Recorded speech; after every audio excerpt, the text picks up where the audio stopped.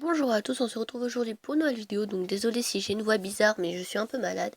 Donc voilà, donc aujourd'hui pour une nouvelle vidéo Back to School, j'ai décidé de vous faire 7 conseils pour bien réussir et commencer son année scolaire, donc tout simplement, voilà.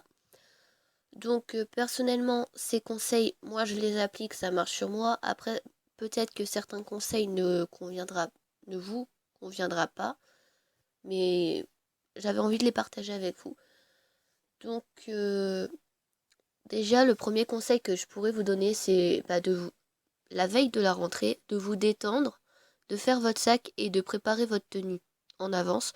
Parce que comme ça, le matin, quand vous vous levez, vous n'avez pas à le faire. Et puis voilà.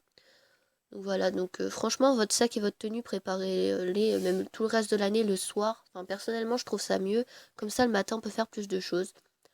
Donc après, vous faites comme vous voulez, hein. Ensuite, le conseil numéro 2 que je pourrais vous donner, c'est le jour où vous achetez vos fournitures scolaires, en fait, achetez des fournitures qui vous plaisent. Enfin, demandez-les à vos parents, parce que je pense que comme tout le monde, c'est vos parents qui les achètent, vos fournitures. Mais en fait, que les fournitures vous plaisent, parce que comme ça vous donnera beaucoup plus envie de travailler que s'ils ne vous plaisent pas. Personnellement, quand j'étais au collège, c'était ma mère qui choisissait, ça me donnait pas du tout envie de travailler, parce qu'on n'a pas du tout les mêmes goûts. Mais donc maintenant, c'est moi qui les choisis, donc du coup, je préfère travailler avec ce genre de cahier, enfin de fourniture tout simplement. Donc voilà.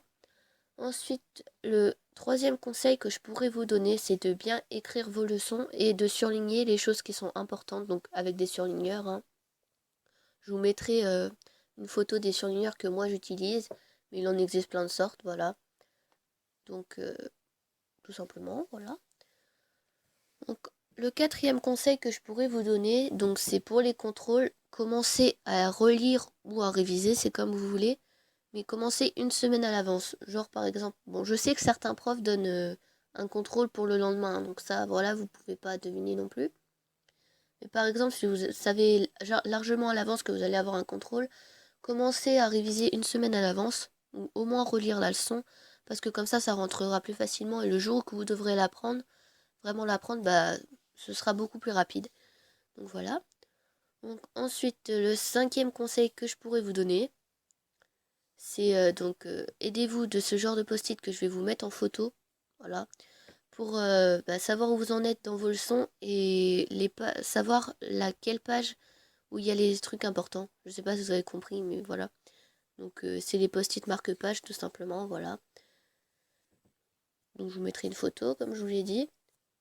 Ensuite, le conseil numéro 6 que je pourrais vous donner, c'est quand vous faites vos devoirs, donc généralement je pense que vous utilisez des agendas, ou même d'ailleurs si vous utilisez des cahiers de texte, hein. Et ben, par exemple, imaginons vous avez les maths et ensuite le français. Dès que vous avez fini les maths, vous allez le surligner pour savoir que vous l'avez fait. Et après vous faites le français, vous allez le surligner aussi pour savoir que vous l'avez fait. En gros, dès que vous avez fait vos devoirs, vous les surlignez pour savoir où vous en êtes en fait dans vos devoirs. Je sais pas si c'est très clair, mais je pense. Et donc enfin le dernier conseil que je pourrais vous donner, donc c'est utiliser des stylos avec des couleurs différentes. Parce que personnellement, quand mes leçons ils sont colorés, ça me donne beaucoup plus envie d'apprendre. Donc je dis couleurs différentes, vous pouvez garder les 4 couleurs de base, hein. Mais personnellement j'en utilise aussi d'autres. Ils font beaucoup de stylos avec des couleurs du genre rose, violet, orange, marron, trucs comme ça. Ou enfin après vous faites comme vous voulez. Donc voilà. Donc j'espère que ces conseils vous ont été utiles et je vous retrouve plus tard pour une nouvelle vidéo. Bye bye.